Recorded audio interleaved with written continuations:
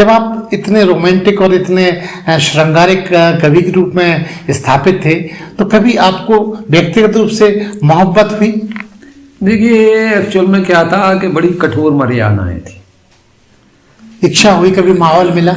इच्छाएं हुई, अनंत हुई, माहौल भी मिला, लेकिन उस एक जगह मैं आपको बताऊं कि माँ से बड़ा स्नेह था, पिता की मर्यादाएं थीं।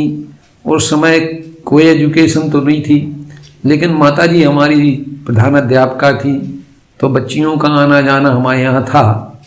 तो वो एक भावना हुई, लेकिन किसी से वो बात नहीं हुई, डर के मारे। मन की बात मन में रह गई। मन की बात मन में ही रह गई। और वो ऐसा चला कि हम अपना सोचते रहे। इतना ही होता था उस समय कि नैनों से सामने वाले को देखना, मुस्कुराना है, और उससे आगे ना बढ़ पाने का कि कहीं घर में शिकायत हो जाएगी। भय जो है अंदर, प्यार, ऐसा प्यार जो डरा हुआ प्यार अंतस में जो है वो विद्यमान रहा, और वो रचनाओं में जो है आता रहा कि मुझे भूल पाना न इतना सरल है, मुझे भूल पाना न इतना सरल है, पता है मिलन को तेरा मन विकल है, क्यों चौखट पे आकर मुझे देखते हो, क्यों चौखट पे आकर मुझे देखते हो, डगर में नजर दूर तक फेंकते हो, क्यों पीते बिरह का ये तीखा गरल है, मुझे भूल पाना न इतना सरल है। नमस्कार, बंजारा बीट्स में आपका स्वागत है। मैं हूं ज्योति प्रकाश खरे। आज हम आपको मिला रहे हैं एक ऐसी शख्सियत से जिन्होंने नौकरी करने के दौरान भी साहित्य का पीछा नहीं छोड़ा। उन्होंने पूरी जिंदगी साहित्य में निकाल दी। चलिए मिलते हैं श्री साकेत सुमन चतुर्वेदी जी से।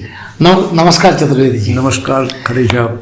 चतुर्वेदी जी, जैसा कि हमने अभी उल्लेख किया कि आपका पूरा जीवन रोजगार परक तो आप रहे हैं, साथ साथ साहित्य को आपने गले से लगा के रखा। ये यात्रा आपकी कब से शुरू हुई?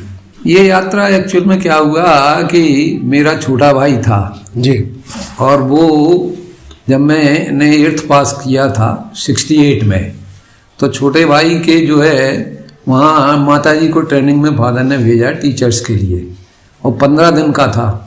तो पहली कविता उसके बिछुए में, वो ललितपुर गया और मैं सकरार में रहता था जो जिले झांसी में है। तो उस समय मुझे उसका बिछुए बड़ा लगा, और मैंने सन करीब 68 या 69 के करीब एक मेरे मन में उस भाई के बिछुए में एक कविता की लाइन आई, और वो लाइनें थी कि मेरा छोटा भाई हेमू जन्माष्टमी के दिन हुआ था, बड़ा खिलौना लगे सलोना, घंटे भर दिन में रोता था, 14 दिन के बाद अम्मा की ट्रेनिंग का ऑर्डर आया था, बेचारा छोटा सा हेमू मेरे हाथों से बिछड़ा था। ये उस समय उसके छोटे भाई जो करीब लगभग हमसे 12 साल छोटा था, उसकी याद में मैंने एक कविताएं की लाइन। एक कवि मन का उद्गम तब हुआ? वो कवि मन का उद्गम तब हुआ माँ सरस्वती की कृपा से, और उसके बाद में कविता की यात्रा मेरी शुरू हो गई। और फिर लगातार उस ज़माने में मतलब जो है श्रृंगार के ही गीत चला करते थे, सिनेमा देखने का बड़ा शौक था।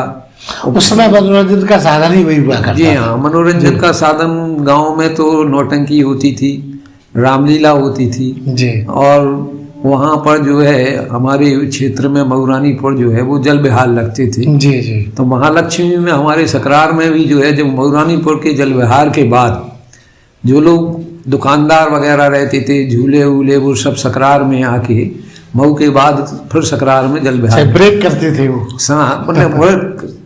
कुछ दिन जो है वो सकरार में जल विहार चलता था, मेला लगता था, उसमें रामलीला नौटंकी वगैरह भी होती थी।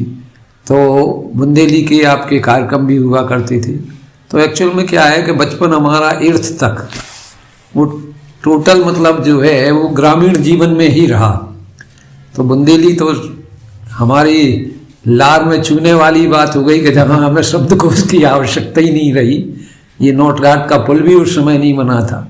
हम लोग जो है झांसी आते थे नावों में, कश्तियों में जी, और तो चतुर्वेदी जी, फिर आपकी यात्रा आगे कैसे बढ़ी? आपका आगे का जीवन ट्रैक क्या रहा? आगे का ऐसा रहा कि उसके बाद में फिर हम सकरार में, हमारे यहाँ हाई स्कूल नहीं था, तो मैं निवाड़ी हम लोग साइकिल से जाते थे और जो फिल्में देखते थे। तो उस जमाने के जो फिल्मों की वजह से वो फिल्मी गीत गुनगुनाते गुनगुनाते स्वयं लिखना शुरू हो गया। और वो मैंने जो आपको बताया कि उद्गम तो वो हेमंत भाई की वजह से कविता का हो चुका था। वो अंकुरित कविता मेरी धीरे धीरे एक पेड़ का रूप लेती गई और फलती फूलती गई। उस दौर की कुछ रचनाएं आपको क्या याद हैं तो सुनाइए हमें दर्शकों को।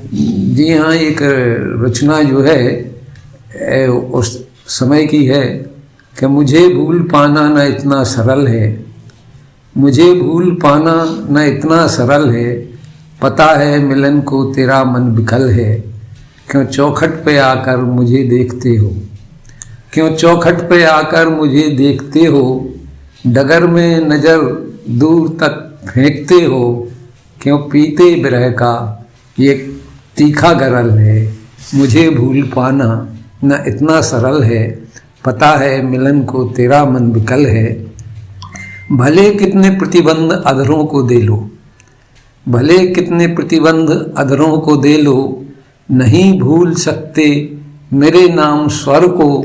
चतुर्वेदी जी, इस रचना के बाद आप का फिर और यौवन कैसे अपनी रचनाओं में आया?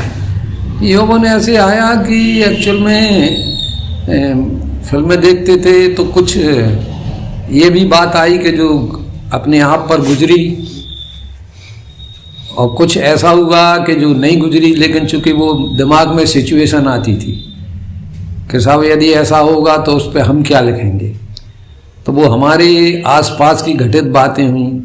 और चूंकि ये भी रहा कि मेरा एक बड़ा विरोधाभास रहा कि लिखता मैं पद्य में था और पढ़ता था मैं गद्य। अच्छा। उपन्यास कहानियाँ उस समय मनोरंजन के साधन थे गांव में, नौटंकी वगैरह जैसे हमने आपको बताया। तो उस जमाने में जासूसी उपन्यास कर्नल रंजीत बड़े हैं, आपके एबने शफी जी। हैं, ये आपके सामाजिक उपन्यासों में प्रेम वाजपेयी, रानू जी, गुलशन नंदा, गुलशन नंदा की तो वो कटी पतंग भी। तो फिल्मों के इनसे जो है वो उपन्यास पढ़ना। और एक मैंने उस समय मतलब करीब जब 12 में पढ़ा तो 12th में मैंने एक उपन्यास लिखा था, रहस्यमयी आयताकार डब्बा। अच्छा। वो पिताजी ने, चूंकि पिताजी आदर्श अध्यापक थे, तो उन्होंने वो कॉपी देख ली और वो फेंक दिया। तो वो नहीं, अच्छा, वो उनके अनुकूल नहीं था। वो उनके अनुकूल नहीं। पिताश्री तो मतलब हमारे इतने थे कि बिना का गीतमाला उस समय हुआ करती थी। जी। तो उनने एक ही बैंड का रेडियो खरीदा था कि ताकि उसमें जो है नहीं, उसमें जो है वो खाली फिलिप्स बहादुर में समाचार सुनते थे, उसमें बिना का गीतमाला आती ही नहीं थी, शॉर्ट था ही नहीं। अच्छा। तो दोस्तों के यहाँ हम लोग जो सुना करते थे। अच्छा। मुकेश बहुत अनुशासित। हाँ, बहुत वो थे। और चूंकि पिताश्री एकांतवासी थे जी, बड़े कवि थे। उनकी कविताओं की किताबों में महादेवी वर्मा, बनारसी दास चतुर्वेदी, ये हमारे यहाँ के उनकी भी बहुत पुस्तकें छपी, बहुत करीब उनकी 22 प्रकाशित किताबें हैं। अच्छा, पुस्तकों की बात आई चतुर्वेदी जी, तो आपकी भी कुछ पुस्तकें छपी हैं? हाँ, मेरी एक कविताओं की किताब जो है वो पिताश्री ने निकाली थी, लेखनी चलती रहेगी। तो मेरी जो डायरी है, इस डायरी को उनने देखा और इसमें जो कविताएं थी, मैं उस समय नेपाल गया था सपरिवार, तो उनने जो है वो उस डायरी में एक मेरी रचना है, लेखनी चलती रहेगी। तो सुनाइए हम लोगों को।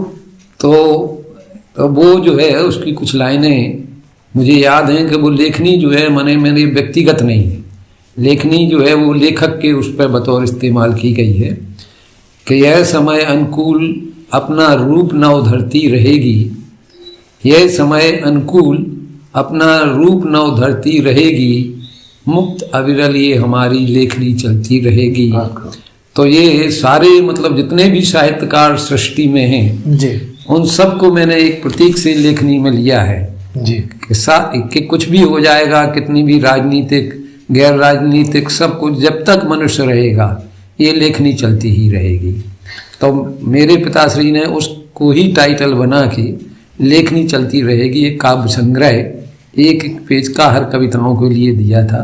तो वो पिताश्री ने हमें जब दिवाली आई और प्रकाशित हुआ उसके बाद उन्हें उपहार स्वरूप भेंट की। अच्छा, मतलब सरप्राइज गिफ्ट? सरप्राइज थी। मेरे एक मित्र ने ही मुझे बताया था कि उन्हीं को खाली मालूम था कि पिताजी ने ये किताब डाल दिए और माताजी ने कहा था कि भाई आपने इतनी किताबें निकलवाई हैं तो उसकी निकलवा लीजिए। तो वो उनने हमारे अनजाने में उनने वो किताब निकलवाई। साकी जी, आपका मतलब जो जीविकोपार्जन का क्या रहा? क्योंकि एक कभी मन जो है खाली पेट तो कुछ लिख नहीं सकता। तो क्या रहा आपका? हाँ, बिल्कुल आपने सही कहा। और मैंने जीविकोपार्जन के बारे में महसूस किया था। उसका रीजन ये था कि मेरे बाबा जो है वो एक्सपायर हुए तो मेरे पिताजी सबसे बड़े थे, वो 13 साल के थे। तो 3 भाइयों एक बहन की और माँ की जिम्मेवारी पिता पे थी। तो उनने खेती भी की, पढ़ा भी, गरीबी में रही। और माताजी जो है हमारी एक बड़े संस्कार वाले संपन्न परिवार की थी, लेकिन पिताश्री और माताजी एक गरीब परिवार का, एक कर्मकांडी परिवार का, उन दोनों के बीच हमारा सामंजस्य रहा। तो मैंने गरीबी तो नहीं देखी, लेकिन जो पिताजी की थी, दादी वगैरह बताती थी, तो वो मैंने महसूस किया। और मैंने सबसे पहले कि भूखे भजन न होए गोपाला तो उसमें ये था कि भाई यदि रोजगार नहीं होगा तो फिर कैसे होगा। जी जी। तो मैंने ये लेखन तो चला, लेकिन सर्वोच्च वरीयता दी कि मैं कैरियर को और उसके लिए मुझे मार्गदर्शन मेरे पिताजी का रहा कि उनने उस बात को मुझे बताया।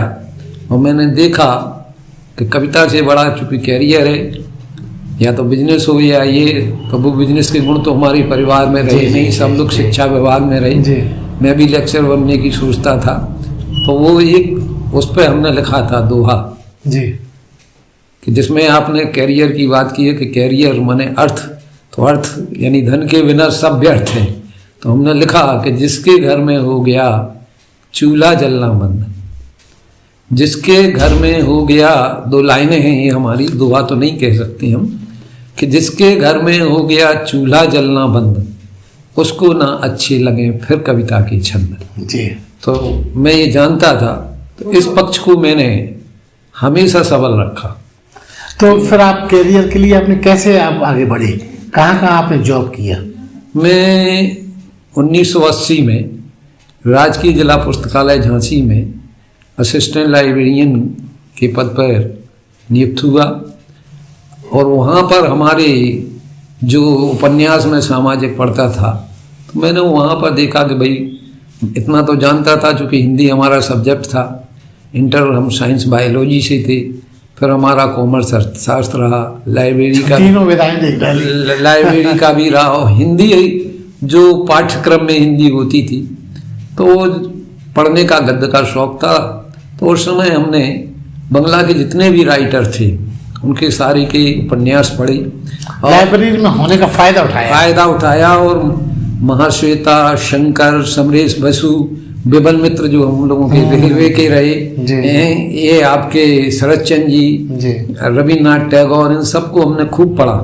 और मैं एक काम ये भी करता था कि हिंदी के जो शब्द उन किताबों में, उपन्यासों में पढ़ता था, कठिन होते थे, मैं उन्हें एक कागज पे नोट कर लेता था जी। और अपने लाइब्रेरी की डिक्शनरी से तो उनको उस रफ कागज पे उतार के और घर पे फिर कॉपी पे रखता था। तो वो एक जमाने तक ये रहा कि मैं करीब 80 से 85 तक राजकीय जिला पुस्तकालय में मात्र हिंदी में लिखता था। फिर मेरे एक मित्र ने कहा कि भाई आप गीत लिखा करते हैं। गीतों की ही वजह से मैंने जो है उनके कहने से सन 80 में मैंने अपने 8-10 गीत और छतरपुर आकाशवाणी भेज दिए थे रजिस्टर्ड के उनका वो रहे, वो किसी से कहा नहीं। उस जमाना तो 80 में आकाशवाणी का था जी। कुछ वो गीत आपको याद आते हैं जो बहुत आपको लोकप्रियता के ऊपर ले गए? उस समय का के गीत जो है वो आपके एक कुछ पंक्तियां हैं।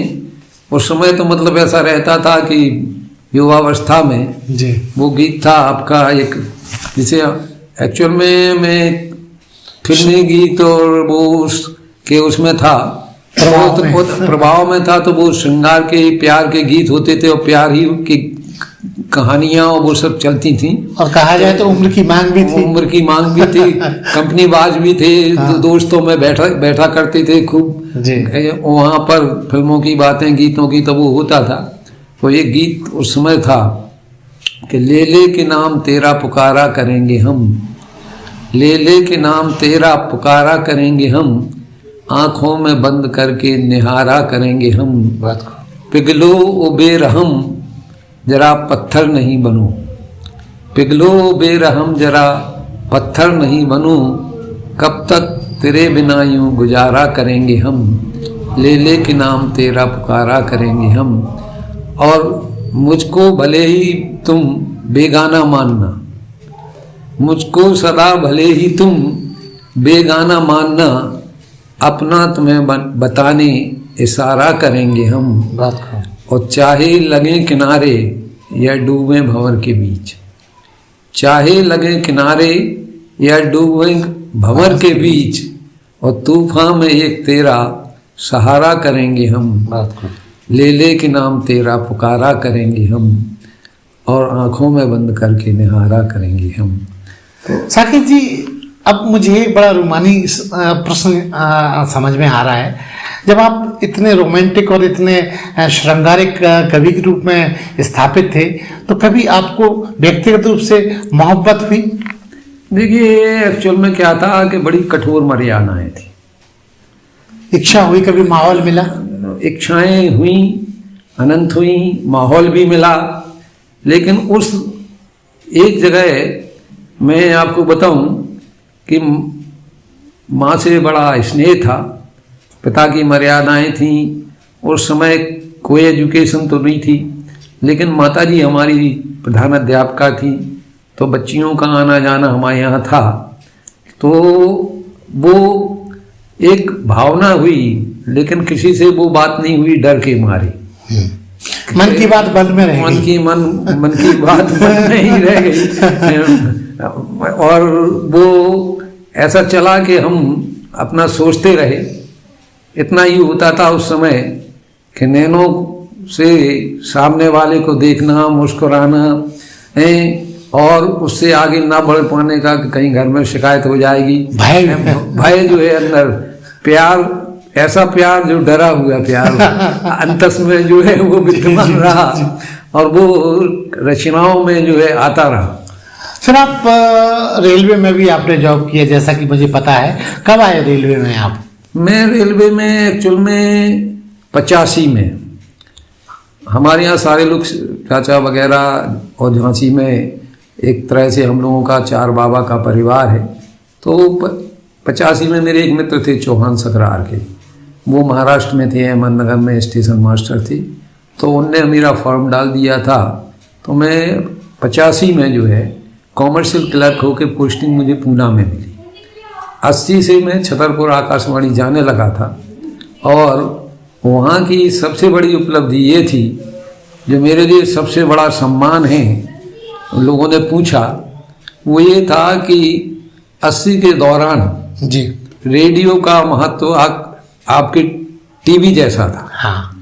और मेरे जैसे बुंदेली में कहते हैं अस्फेर माने क्षेत्र जी, 10 गांवों तक जब ये लोगों को पता पड़ा, मेरे पिताश्री को जब डाक मिली और मेरा कांटेक्ट आकाशवाणी छतरपुर का 80 में आया, तो पिता बोले कि क्या तुम कविता लिखते हो? जी। तो हमने कहा कि नहीं। तो बोले भाई ये आकाशवाणी से आपका कांटेक्ट कैसे आया?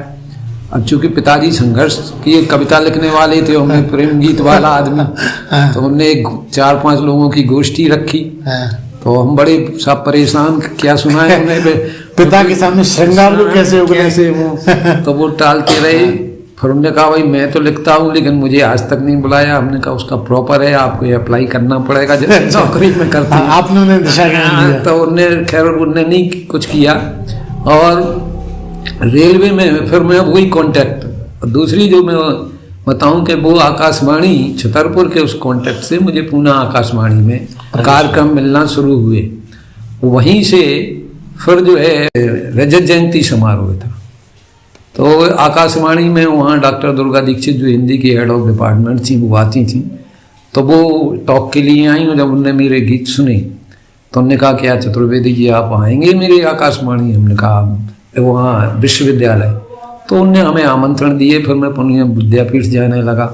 फिर वहाँ पर आपका शिमला ऑफिस जो मौसम विज्ञान है, आपका DRDO है, R&D है, NDA है, सारे जगह जहाँ भी हिंदी के प्रोग्राम हुआ करते थे हिंदी दिवस पर, तो वहाँ हम लोगों की एक टीम टाइप थी और ग्रुप बन गया था और एक ग्रुप को जो है सारे लोग वहाँ जाया करते थे।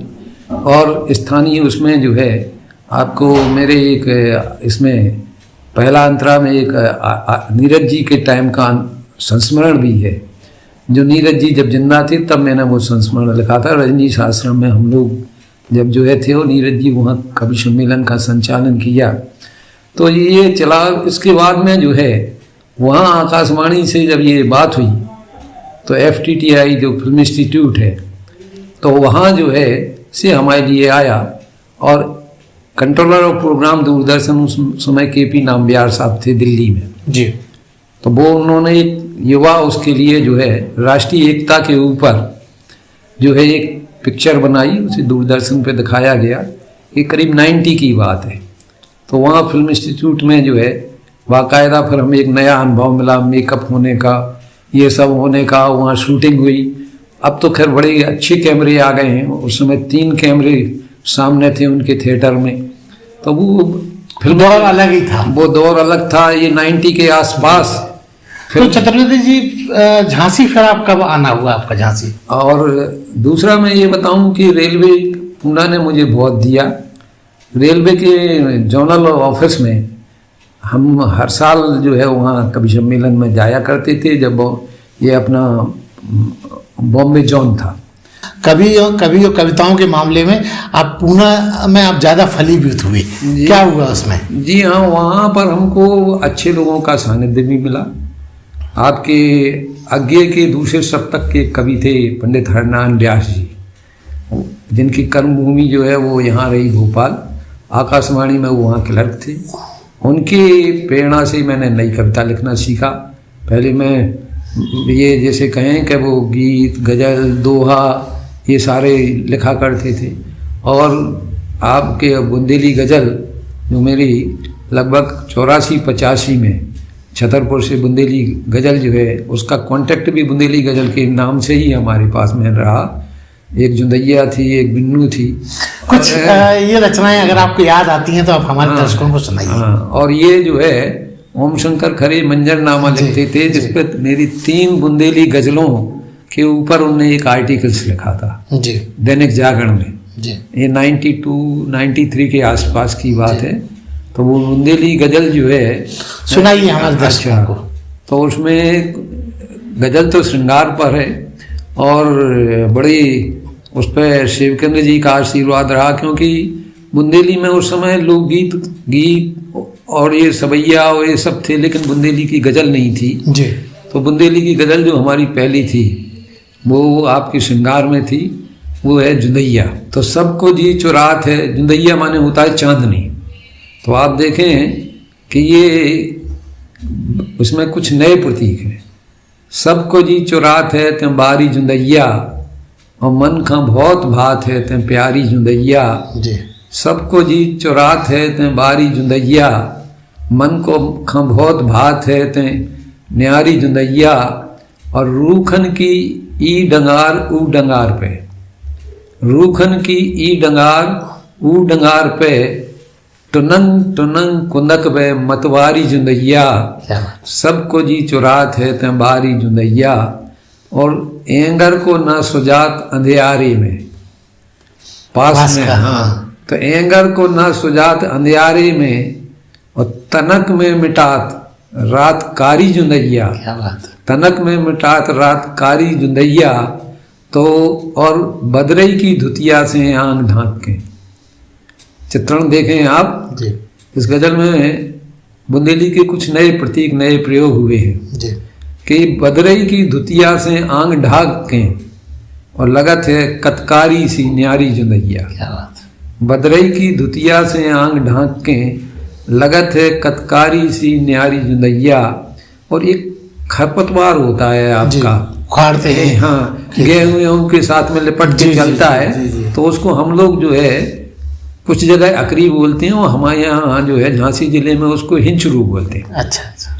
तो वो आप देखिए कि अभिशार का दृश्य है एक, कि क्या है। और पलपट आप जानते होंगे कि हरा चना होता है जी। उसको घेंटी, हरे चने की जब हम जैसे ही घेंटी को दबाते हैं तो पट की आवाज आती, बूट। और उस घेंटी को जब पलपट कहते हैं। जी जी।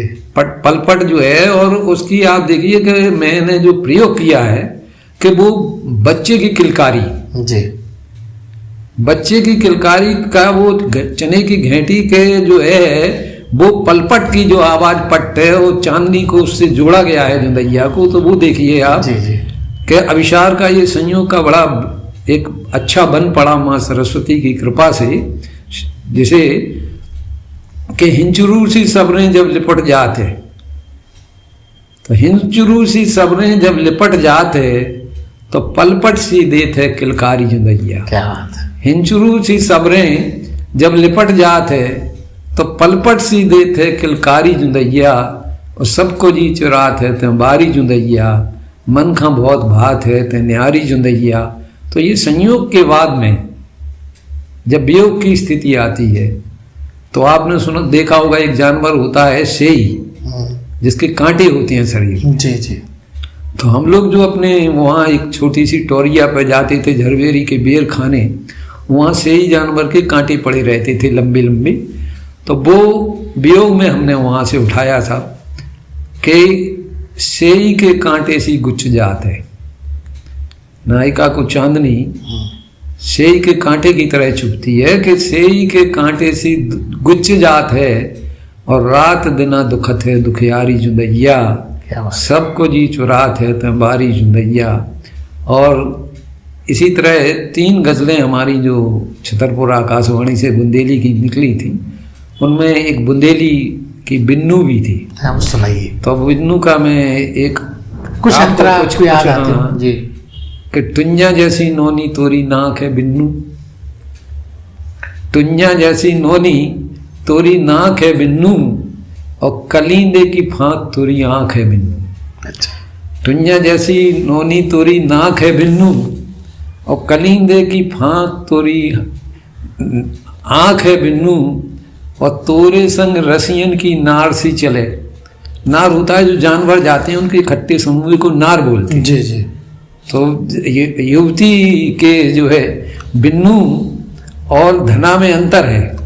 बिन्नू जो है युवती जो है अविवाहित कही जाती है। जी। तो वो रसिया जो होते हैं उसके पीछे करने वाले वो ऐसे चलते हैं जैसे कि पूरा नार जानवरों के पीछे। तो वो तुलना की गई है कि तोरे संग रसियन की नार सी चले और हंसी के लगोदन की हाँख है बिन्नू, टुन्या जैसी तोरी नाक है बिन्नू, कलिंदे की फांक तोरी आँख है बिन्नू। तो ये सारी चीज़ें एक्चुअल में जुड़ती रहीं और मेरा अपना ये मानना रहा कि ज़्यादा लिखने से अच्छा और बेहतर लिखा जाए, कम लिखा जाए, कोशिश रही है। ऐसा नहीं है कि मैंने दूसरे के लिखा तो सब कुछ जा चुका है। अच्छा तो चतुर्वेदी जी, आपने इतना लिखा तो आपको कहाँ कहाँ सम्मानों से नवाजा गया? सम्मानों में तो देखिए मैं आपको बताऊं कि जैसे मैंने आपसे कहा कि मुझे पहला तो सबसे बड़ा सम्मान ये था कि जब हमारा पहला आकाशवाणी प्रोग्राम था तो पूरे क्षेत्र के लोगों ने जो कविता ही नहीं जानते थे उनने रेडियो खोल रखा था कि आज हमारे महाराज का कार्यक्रम आ रहा है। यानी मतलब उससे बड़ा सम्मान तो मैं कोई नहीं मानता हूँ। जी जी। क्योंकि वहीं पूना यूनिवर्सिटी में जैनेन्द्र कुमार जी ने जो उपन्यासकार थे उन्होंने कहा था कि जिनके ऊपर पीएचडी हुई और उन्होंने कहा कि एक पोस्ट कार्ड में आज तक रखी हूँ जिस पर बोले जैनेन्द्र कुमार बीए लिखा गया था और मैं बीए नहीं था। अच्छा। तो यही बात जो उनकी थी कि बोले वो उनका सम्मान था। और वैसे मैंने आपको बताया कि मुझे सौभाग्य रहा जैसे मैंने आपको बताया कि रजनीश आश्रम में जुड़ा रहा। मैं रजनीश का चेला तो नहीं था, वहाँ कवि सम्मेलन में पहुँचा, पूना में वहाँ गए। बॉम्बे में राम मनोहर जी के संचालन में निदा फाजली, आपके जलालाबादी, आस्करण अटल और ये शैल चतुर्वेदी जी, इन लोगों के साथ मुझे कवि सम्मेलन में काव्य पाठ का मौका मिला। जी, ये नव भारत टाइम्स में बॉम्बे ने उसकी जो है रिपोर्टिंग की थी। तो वहाँ से मैं, और सम्मानों की तो आप समझ लीजिए कि उस समय मंचों पर और खूब जाना आना हुआ करता था। और अच्छा, एक इसमें सवाल मैं ये जोड़ता हूँ कि जब आप रेलवे में थे तो ये सब के लिए समय निकाल पाते थे? रेलवे से कोई अवरोध वगैरह या कोई मुश्किल आई हो आपने कामकाज के दौरान? नहीं साहब, ज्योति जी एक्चुअल में क्या हुआ कि मैं तो मतलब ये रहा कि हर एक को सहयोग करने वाली प्रवृत्ति रही, तो मुझे सारे लोगों ने बड़ा प्यार दिया। मुझे सुखी जीवन ज़्यादा मिला है। स्वास्थ्य को आप छोड़ दीजिए उम्र के हिसाब से, अन्यथा मेरे स्टाफ या मेरे ऑफिसर्स जो भी थे सब मुझे कोऑपरेट करते थे। मतलब ये हो जाता, नौकरी कहीं अवरोधक के रूप में नहीं नौकरी अवरोधक में नहीं रही, बल्कि ये कहें कि अभी जो रेलवे की देन है कि मुझे रेलवे का एक अपना परिवार जैसा बहुत बड़ा संसार साहित्य का मिला है, जो दुनिया भर में फैला है, जिसमें विमल मित्र जैसे हैं, केएल पांडे साहब हैं, हमारे जो है वो शर्मा जी हैं, शशि जी ने जो मथुरा के हैं रेलवे वाले, उन्होंने तो रेलवे कर्मचारियों का एक पूरा मतलब जो है परिचयात्मक जो है ग्रंथ छापा है दिनेश पाठक शशि जी ने। और मेरे एक चूंकि एक मित्र थे आपके, मैं उनका नाम मिस कर रहा हूँ, इलाहाबाद की जी, तो वो जो है उनने तो कि मेरे साथ चलता है सारा हिंदुस्तान, तो ट्रेन के साथ में उसमें राष्ट्रीय एकता भी है, हर धर्म के हैं, हर जगह। तो रेलवे से को तो साहब मैं अपने लिए मतलब जैसे मैं कहूँ कि रेलवे मेरा परिवार है, मेरे जीविकोपार्जन का रहा। रेलवे ने मुझे हर तरह से तन मन धन से समृद्धि प्रदान की है। साकेत जी, एक बड़ा महत्वपूर्ण सवाल कि आने वाले कल में कुछ और भी आप रचनात्मक मुद्दों पे कुछ विशेष सृजन कर रहे हैं? देखिए, विगत जैसे मैंने आपसे कहा कि दिमाग में ये अलग रहा, तो सब कुछ वहाँ पूना के बाद में घर की परिस्थितियों की वजह से जब मैं लौट के आया तो यहाँ चूँकि पिताश्री को की रचनाएं वगैरह जागरण में चाचा दे देते थे, पिताई तो एकांत स्वभाव के थे, तो फिर वो बाद में टाइम पास के लिए गोष्ठियों में आने लगे थे। तो पूना के बाद में फिर झांसी आने के बाद में आप ये माने कि आपके क्षेत्र का, शहर का, इन सारी चीज़ों का साहित्य में महत्व है। पहले भी था, आज जैसे आपका प्रयागराज है, बनारस है, बिहार में आपके तमाम शहर हैं जो साहित्य के थे, लेकिन राजनीति की वजह से दिल्ली ही अब साहित्य का गढ़ माना जाने लगा है। तो झांसी अब तो खैर सोशल मीडिया का है, जैसे आपका बंजारा बीट्स में है, तो हम सारे लोगों पे, तो हम लोगों के टाइम में ये सारी उतनी सोशल मीडिया एक्टिव नहीं था। तो झांसी में लौटने के बाद में घर और गोष्ठियाँ और ये छोटी मोटी मंच जो भी जा रहे हैं, अब तो मंचों पे जाना कम कर दिया है और स्वास्थ्य की और पारिवारिक कारणों से। लेकिन यहाँ जैसे मैंने आपको बताया कि मेरे पास में 70-80% दूसरों के अनुभव हैं जीवन में, चाहे वो रचना के साहित्य में। मुझे मतलब जो है, मैं ये तो नहीं दावा करता कि मेरे पास अब गजल है, कि बहर है, कि छंदपंथ। मैंने अनुभूति और अभिव्यक्ति को ज़्यादा महत्व दिया है। साकेत जी, आप हमें कोई ऐसी अपनी रचना हमारे दर्शकों को सुनाइए जो जिसकी वजह से आपकी लोकप्रियता में चार चांद लगे थे, चाहे वो बुंदेलखंडी में हो और चाहे वो हिंदी में हो, चाहे वो श्रृंगार की हो या अन्य कुछ। तो देखिए, मैं पहले तो आपको कुछ जो आपको बता रहा था कि अलग पहचान के लिए एक मैंने, कुछ लोगों ने विगत कुछ सालों से मैं दोहा लिख रहा हूँ जी, और लोगों ने पसंद भी की है। जी। और दोहा उनने तो एक बार ऐसी बात हुई, तो मेरी, जैसे मैंने आपसे कहा कि मैंने एक इसी उसमें है कि एक दोहा लिखा था कि उनने तो काफ़ी लिखा लेकिन सब बेकार। बड़े बड़े जो है लोग महाकाव्य लिख चुके, लेकिन वो बात जो आती है कि बेहतर लिखा जाए। देखो आपने कहा कि बेहतर होना चाहिए, तो ये दिमाग में ज़्यादा रहता है। तो उनने तो काफ़ी लिखा लेकिन सब बेकार, 100 पन्नों में भी नहीं 2 लाइन दमदार। तो वो 2 लाइनों के पीछे मैं भागता रहा जी। और इसीलिए जब ये बात आई एक बार कि साहब वो गीत लिखना कठिन है कि गज़ल लिखना कठिन है, तो हमने कहा साहब वैसे तो मैं हिंदी उर्दू को दोनों को अलग नहीं मानता, सारी भाषाएं बोलियां वो करती हैं, तो लेकिन गीत कठिन है। तो हमने कहा कि साहब गीत कठिन है, तो बोले क्यों? हमने कहा गीत इसलिए कि आप एक ही भाव पे सेंट्रलाइज होकर गीत पूरा लिखना पड़ता है जी। और गजल में आपको ये छूट दी जाती है कि एक शेर आपका किसी भी विषय पे हो, दूसरा दूसरे पे हो, इसलिए गजल लिखना। और हमने कहा तो वो बोले कि आप गजल लिखिए। तो मैंने कहा चूंकि मैं बहर फहर का तो ये तो उस्ताद तो नहीं, लेकिन मेरे दिमाग में फिर एक बात आई जिसने मुझे लोकप्रियता दी, और वो जो है एक पत्रिका में जो है ये हमने जो है सरस्वती वंदना जो है को गजल में लिखा। अच्छा, हमारे दर्शकों को सुनाइए। और उसमें हिंदी उर्दू के शब्द मिले हुए हैं, और हमारे यहाँ के उस्ताद साहित्यिक कस्बी साहब, जी जी, जब उनसे बात हुई तो मैंने उनसे कहा कि भाई आप इसे देखें।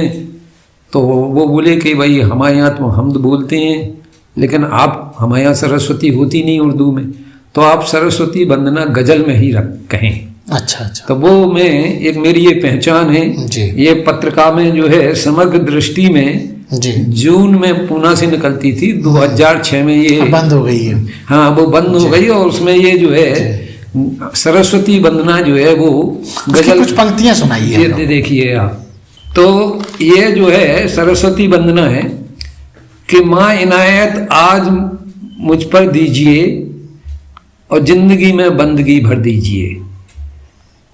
पाक हो नजरें तो दिल भी पाक हो, पाक हो नजरें तो दिल भी पाक हो, मुझ पे कुछ ऐसा करम कर दीजिए और जिंदगी में बंदगी भर दीजिए कि दीन दुखियों का रहूं गमख्वार में, दीन दुखियों का रहूं गमख्वार में, दिल में वो जज्बा मेरे भर दीजिए। बीज नफरत के भले बोए कोई, बीज नफरत के भले बोए कोई, प्यार के उनको सजर कर दीजिए, प्यार के उनको सजर कर दीजिए। माँ इनायत आज मुझ पर कीजिए, जिंदगी में बंदगी भर दीजिए।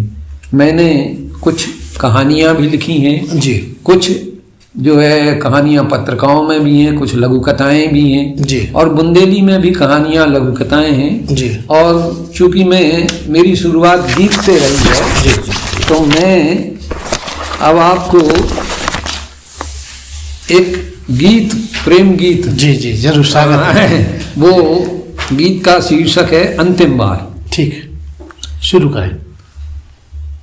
आओ तो आओ अंतिम बार, जाओ तो जाओ अंतिम बार, आओ तो आओ अंतिम बार, जाओ तो जाओ अंतिम बार।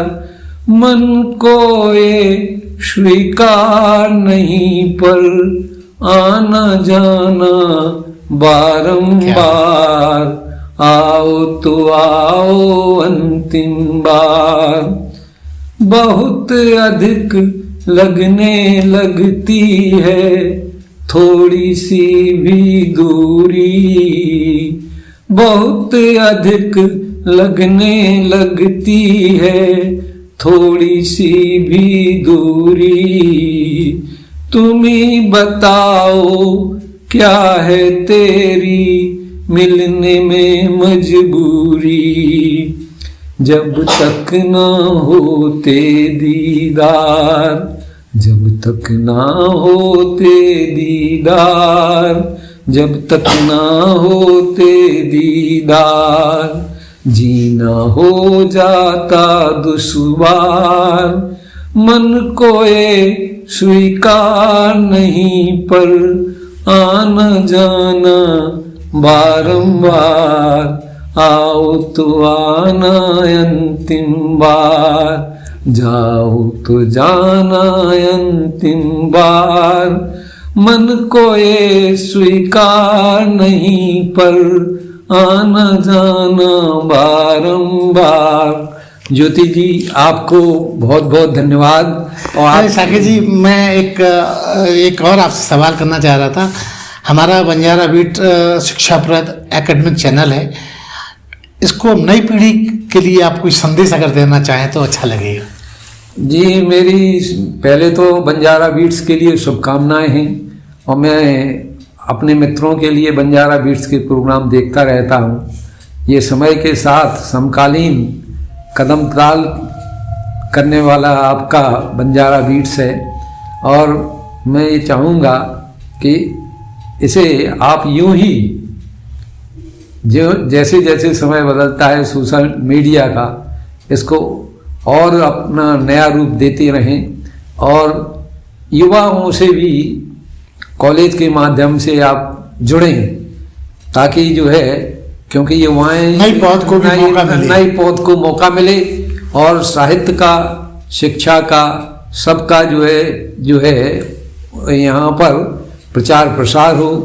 देश के अंदर जो है राष्ट्रीय एकता की भावना हो, देश प्रेम की भावना हो, लोगों के अंदर वो जो है आपके गैर राजनीतिक काम हो, जो सामाजिक उत्थान और शैक्षिक उत्थान के लिए और देश की प्रगति के लिए हो। युवाओं का सहयोग आप और ज़्यादा से ज़्यादा लें जी, और बुजुर्ग तो आप लोगों के साथ हैं ही जी। तो ये थे साकेत सुमन जी, जो अपने मन की सारी मनोदशा हमारे साथ शेयर कर रहे थे। साकेत जी, हमसे बात करने के लिए, बंजारा बीट से बात करने के लिए बहुत बहुत धन्यवाद। और मुझे भी बंजारा बीट्स के लिए ज्योति जी, फिर से मैं आपसे कह रहा हूँ कि हमारे गीत को अंतिम बार ना माने और आपका स्वागत है हमारे घर पर और आपकी सब जगह। थैंक यू, धन्यवाद। इस चैनल को लाइक और सब्सक्राइब करना ना भूलें। देखते रहिए बंजारा बीट्स।